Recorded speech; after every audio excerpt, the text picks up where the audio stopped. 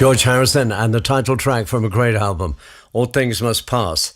More 70s songs in the next hour and a chat with the wonderfully entertaining Rick Wakeman.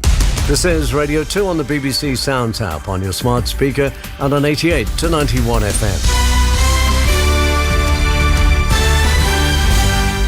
BBC News at 4 o'clock. This is Adam Porter. Police investigating the murders of two teenagers in south-east London yesterday have confirmed the deaths are linked.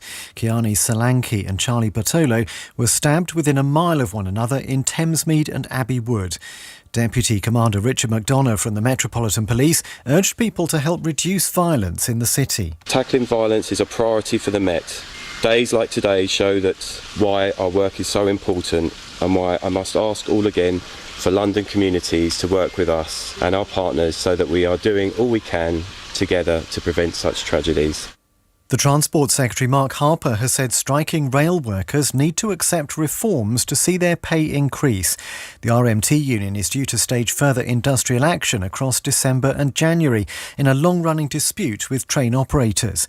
But Mr Harper said workplace reforms were the only way to free up cash to bring about pay rises more in line with inflation.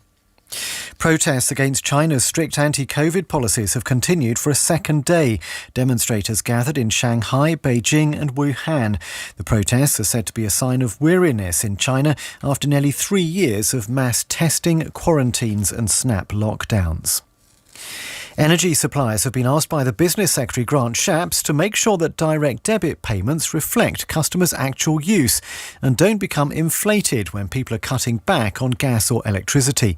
Households have reported seeing their bills soar despite using less energy. Our business correspondent Noor Nanji says there are a couple of factors involved in estimating bills. Firstly, energy bills have been going up. So even if you've been reducing your use, average bills are a lot higher this year than they were last year.